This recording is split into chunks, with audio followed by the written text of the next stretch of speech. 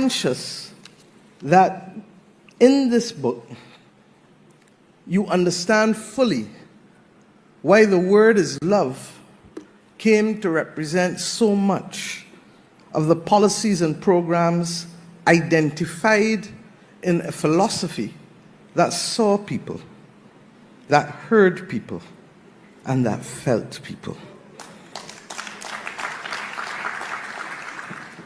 I am not the one to give you a historical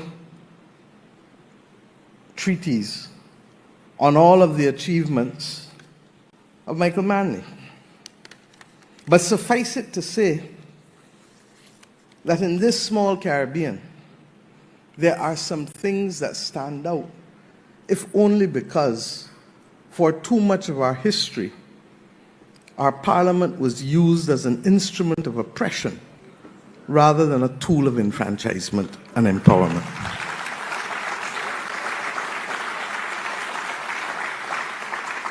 That we have not even yet reached 100 years of being able to be firm craftsmen of our fate speaks volumes. But that we have, in this short period of time, been able to reverse aspects of our legislation that literally choked us and denied us the dignity of agency and the dignity of our humanity is a major, major accomplishment. In our case, it cut across many leaders. In yours, it did. But some of these things stand out purely because of the majesty of the legislative transformation and the social transformation. The repealing of the Master and Servants Act, an iniquitous piece of legislation that sought to bind us in as close to bonds of slavery without slavery being legal. The establishment of a national minimum wage, something that eluded many, many countries for many, many decades before you established it here. Maternity leave with pay, which we actually did slightly before you, but Michael Manley made sure that you did it. Gender equity and pay scales.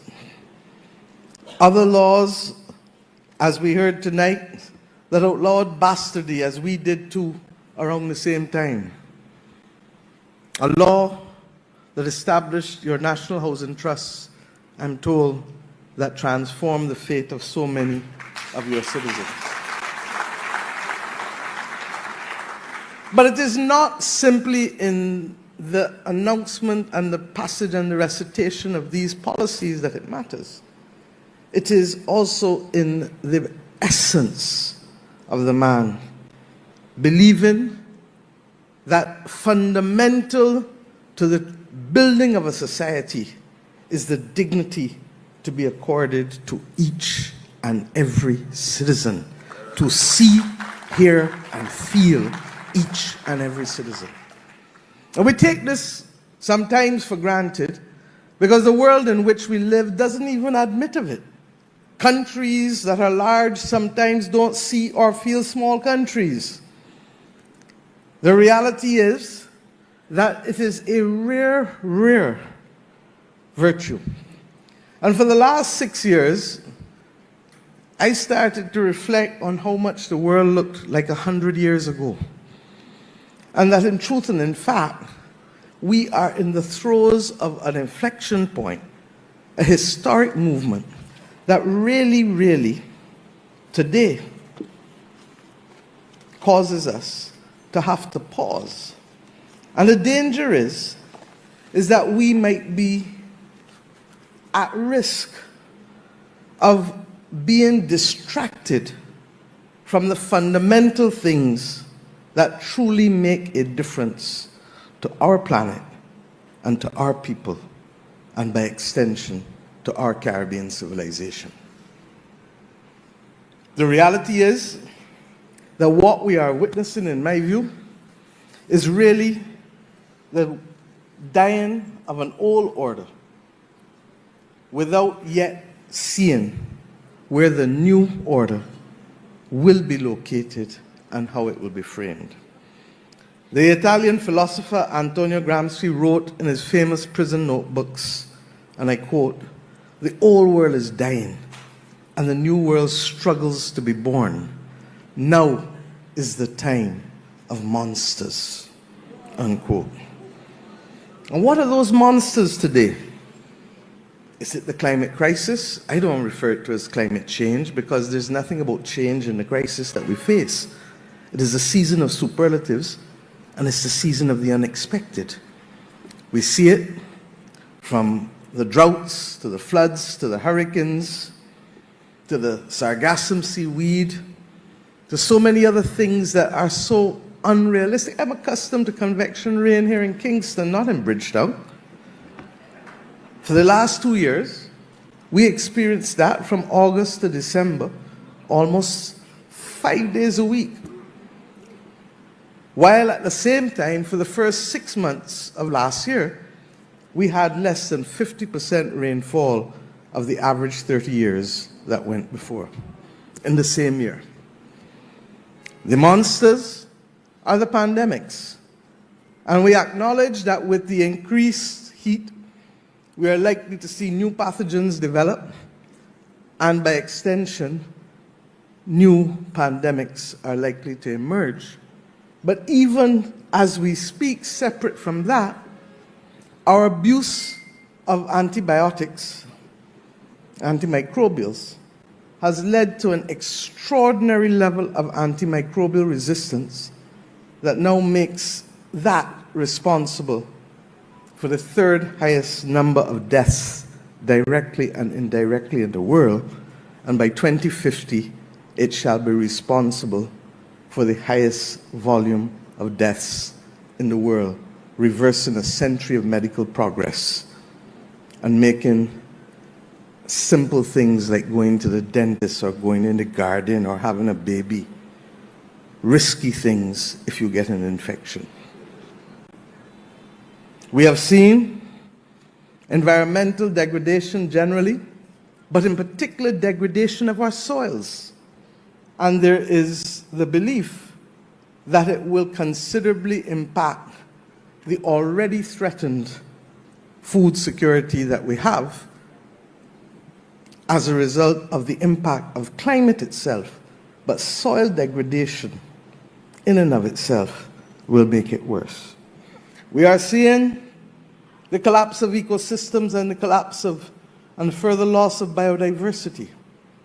Things that we were accustomed to seeing are finding themselves removed from our environment. And at the same time, globally, we have 35 million people, refugees, across the world, fleeing wars, violence, persecution, and abject poverty, right here in our own region to across the world. The world itself is a dangerous place to be. The 1st of December, France had a government, as did Syria. Today, the 10th of December, both have been gone for a few days. One by law and one by force. We are at an interesting point. We hear of the movement against incumbents more than anything else. Some of it expresses itself in right-wing populism, some of it in the UK, left of center.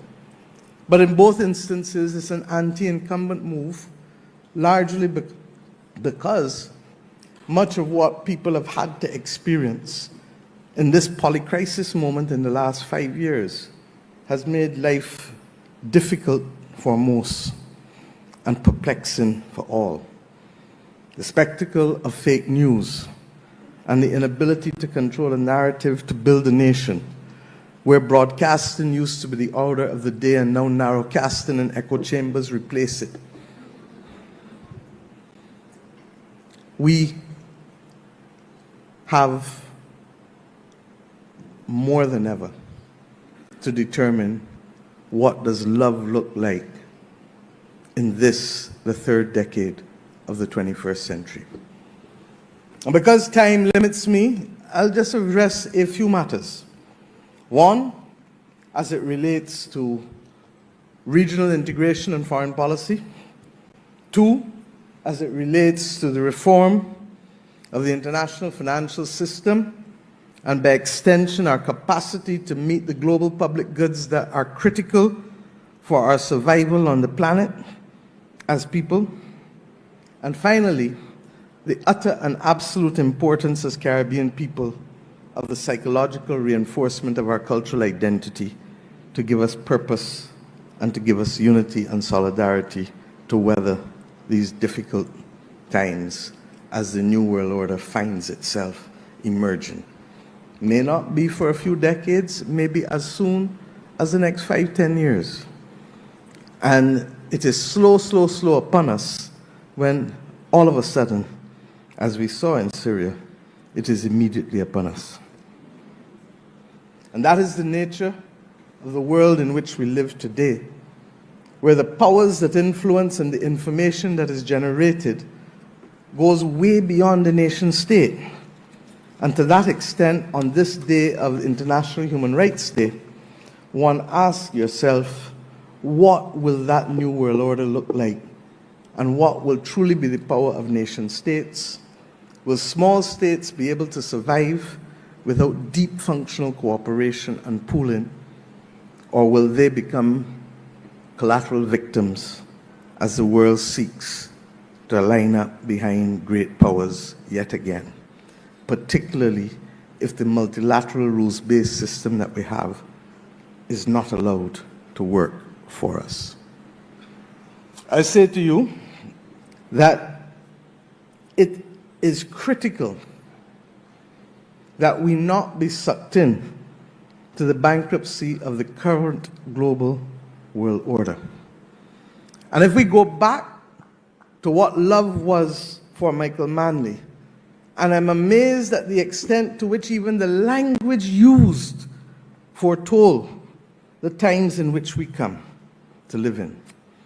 There is no doubt that we are in a race against time, and those who doubt it will fail to prepare. And that, for us, means that we recognize that love fundamentally is about caring, seeing, hearing, and feeling. Fundamentally is about resilience, a word that Michael used more ahead of his time than most. And love is about transformation. We have taken long to do some of these things, not because of laziness, but because of the complexity of the root system that has caused us to be victims of another order that effectively took away from us identity and movement. And I dare say that so fundamental is the human resistance against that type of activity that I really believe that that is one of the reasons for the strong anti-incumbent movement globally, coming after 2 to 3 years of restricted movement and increased cost of living, where persons are trying to recoup losses in the shortest possible time from a pandemic, that has caused people to say, hey, you didn't see me for a few years, but watch me now, I'm here. And if you don't realize I'm here, I'm going to show you that I'm here. And we've seen it country by country by country by country. But if we come to understanding what that race to become resilient must look like, it is being thrown at us more than ever through the climate crisis. And that is why, in a very real sense, the global south, in its victimhood, has a renewed sense of solidarity, because we all know that we didn't cause the problem, and that in fact we are now bearing double jeopardy, because having been the beast of burden to enrich those who built the Industrial Revolution, we are now the first victims on the front line to the consequences of the Industrial Revolution in terms of greenhouse warming.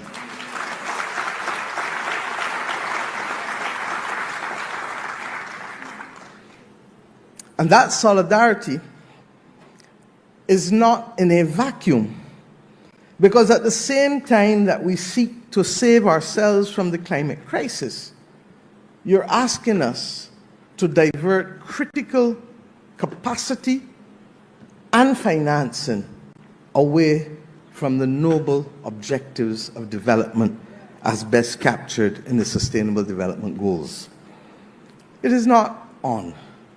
And we can no longer move in one direction to fight climate, then we can move in the other direction alone to fight development and ignore climate. We must walk and chew. And it is a false dichotomy to ask people to choose between people and planet. The foreign policy, therefore, that we have has first and foremost today to reinforce that effort that Michael Manley brought to bear in bringing unity among the global south, the former colonies, to be able to define a policy and fiscal space that was sufficiently large to pursue the policies that would empower and enrich our people and accord to them the dignity that has always been theirs, but was robbed because of the iniquitous institutions of slavery and colonialism and imperialism.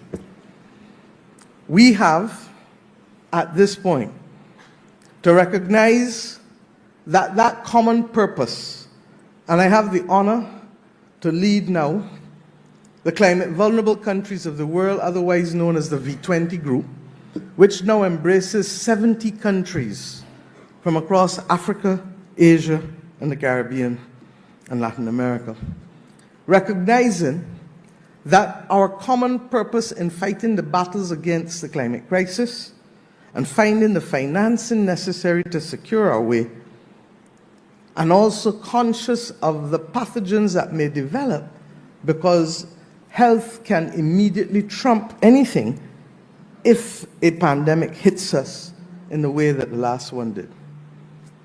These countries are no more different from the countries Michael Manley dealt with 50 years ago, but with few voices listening and few countries feeling.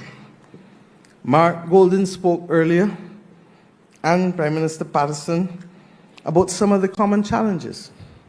And the truth is that as we speak, we might have been the canaries in the mine, but the climate crisis has now literally crept in to the reality of the lives of those in the global north. Whether it is the wildfires in California and Canada and Europe, or it is the floods or the hurricanes, there is no part of Earth that is being exempt from it. And if we don't recognize that our primary purpose and gaze must be to fight this battle unless some people have a plan to live on Mars that we don't know about, then we will lose the battle. The reality is that there are diverging views, and we must take the world as we find it, not as we dream for. And if we are to do so, and I don't normally disagree with Prime Minister Patterson, I'm not trying to school the President-elect, but I'm conscious that while we may disagree as to the causes of the climate, we cannot disagree as to the reality of disaster.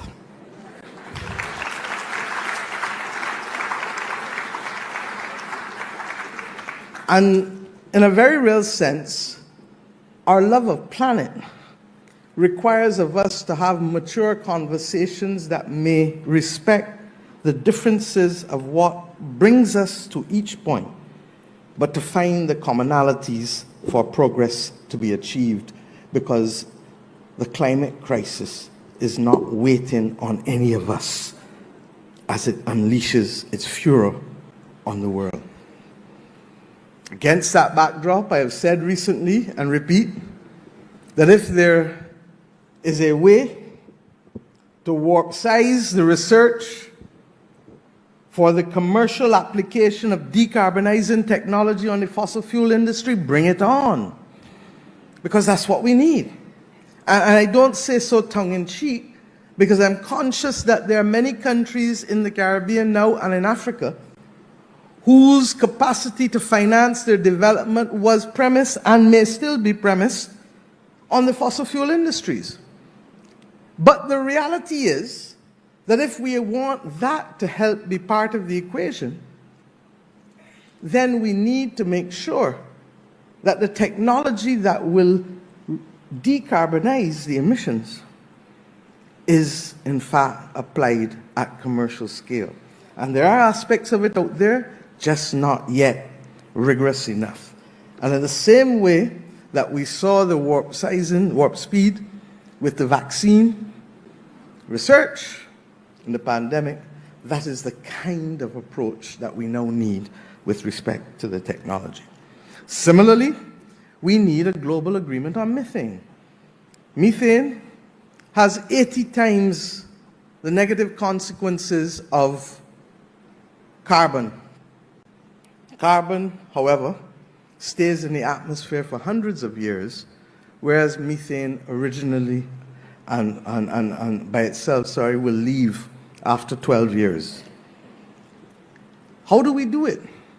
Every time a company flares gas, it is losing money and it is hurting the atmosphere.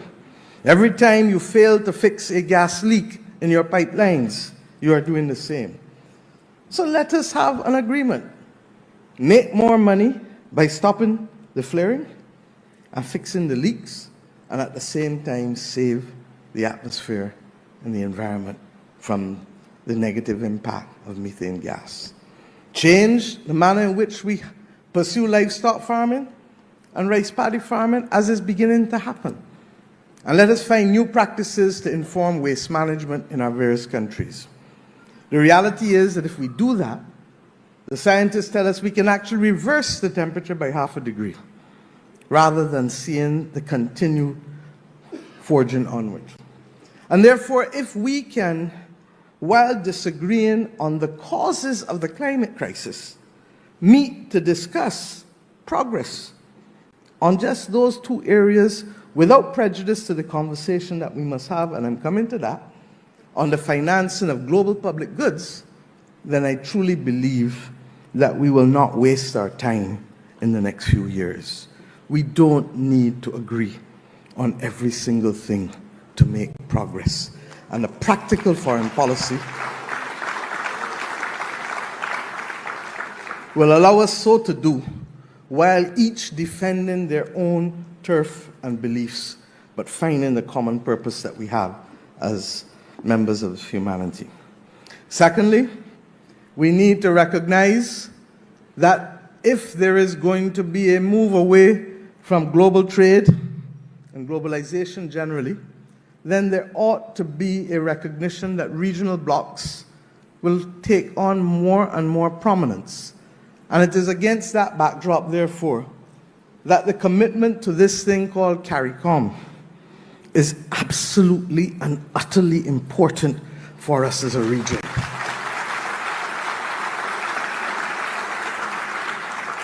It has not escaped me that after the demise of the Federation and as a transition from CARIFTA, it was Michael Manley who in 1973, then having not been a part of CARIFTA in the 1960s when Antigua, Guyana, Barbados and Trinidad signed the Free Trade Agreement, that it was Michael Manley who brought Jamaica into the Caribbean community with respect to the Treaty of Chaguaramas on the 4th of July 1973. In reading the book again, I was reminded of the fact that that date also had more significance because it was the birthday of his father, Norman Washington Manley, for whom the other heads of government felt there ought to have been some privilege accorded to him for his successful relationship with the Montego Bay Conference of 1948, which is seen as really the forerunner of the early days of integration in this, our Caribbean community. But what would love look like today? Love for him was coming together to carry on through a market that was bigger than Jamaica in the form of the Caribbean community, which was initially started as a free movement of goods, an area in which the free movement of goods would be started, but which over the decades, and Prime Minister Patterson, I pay tribute to you and Prime Minister Arthur, who, along with then President Jagdeo and a few others, Prime Minister Manning, were the principal architects of the modern, not at the time of signing, but the actual execution of the CARICOM single market and economy, and the extraordinary burden of removing over 400 obstacles to the doing of business between our countries and discriminatory treatment in a short period of time. Europe took decades, and yet we give ourselves a very, very hard rap for taking as long as we did, but we were much quicker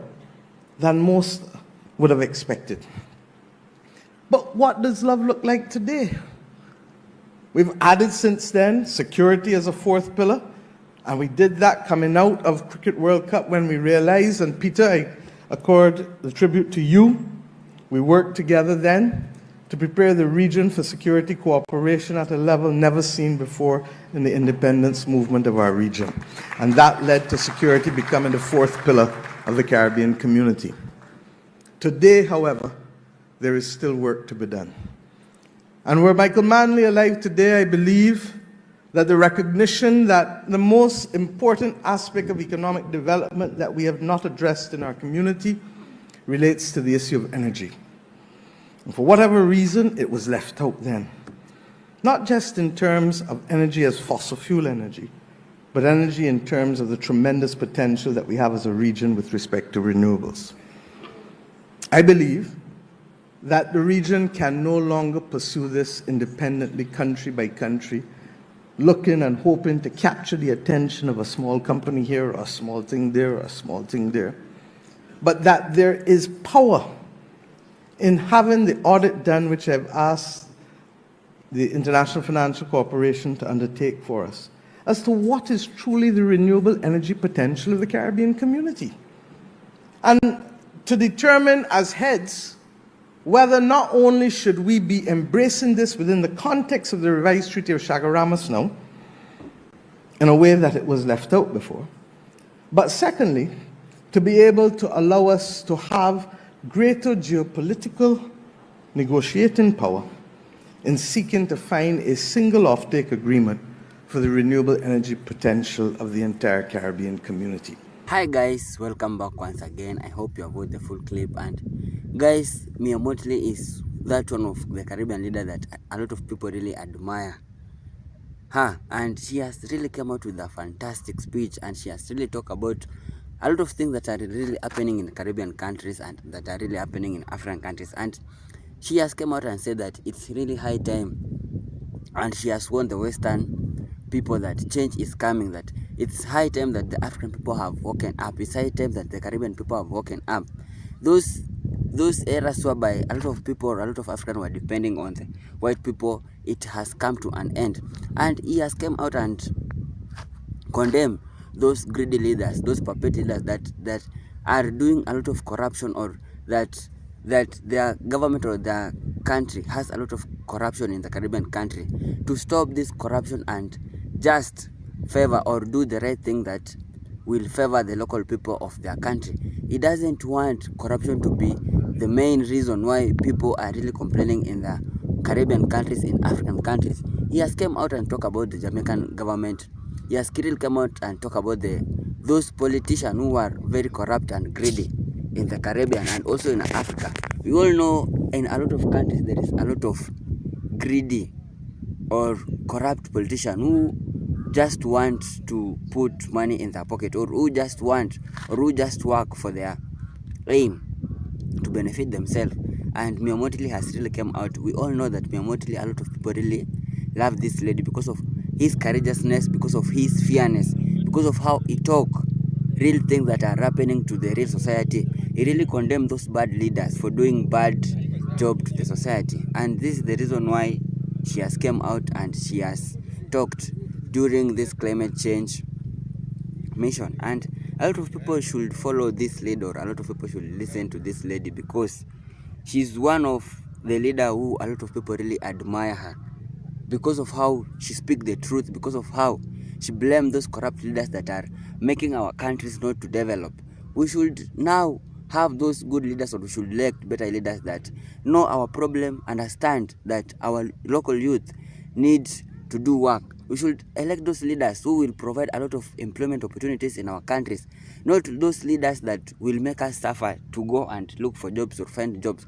We should elect those leaders who will build good road, good hospital. You know, when the country or a good country has a good infrastructure, or good hospital, good school, that's a form of a very much developed country, and it will lead to this country succeeding, and a lot of people will be talking about it. Look at a country like Burkina Faso. President Ibrahim Traore has really done a lot to improve the state of his country, because a lot of people really believe that Burkina Faso was the poorest country in Africa, but now it has changed it has really changed the mentality of a lot of people, whereby it has started to develop. And this is what Mottley want. He want leaders to step out, to be strong and to be fearless, to avoid, or to be able to be courageous and stop being puppet or being greedy to their local people. And for those leaders who are allowing a lot of investors in our country, like in African countries and or in Caribbean countries, let's talk about maybe Chinese people, whereby they make some deals with the government, whereby they come to our countries and they just want to take over all over. We remember there's a day or there is a scenario whereby a lot of Jamaicans were complaining that the Chinese have taken all over Jamaica, and they were rioting. And this the same thing that is really happening in Africa. Chinese, they have taken all over. Even they have been given a lot of tenders to build roads, whereby us African people can't be able to be employed. Those who are employed, they are few, and they are being paid peanuts amount of money. And this is the reason why a lot of Africans are really complaining that they want to elect good leaders. And we should pray to God to guide us, so that we can elect a better leaders who could guide us to choose better leaders. So a lot of people really love Mia Mottley because of how she truly speaks the truth that are really affecting the local people, and she's that kind of a leader who really defends the right of the black people, and who really defend the human right of the local people of the society. And it's not a bad thing to support these people, but because we are the one we are electing these leaders, and they should do what we want. They should make sure that we have a better life to live like them, because there's no way these leaders can be living a better life, flowing a lot of money, whereby their countries have a lot of people who are poor, a lot of people who are dying for hunger, a lot of people are dying for sickness because they can't be treated in better hospital, a lot of people are dying because of lack of job, a lot of youth are being depressed, and a lot of youth are committing suicide because of there's no unemployment in the country. And it's because of us, or the reason is because of us choosing the wrong leader. So guys, it's high time we rise together, we join our hands together, we support one another. Let us respect and support one another, and let go this negativity with, or stop this hatred among black and black people. Let us build together, and we join our hands together, we succeed as black people. So guys, if it was for the first time coming across my video, don't forget to like this video, subscribe and share. Thank you so much for your time. May God bless you.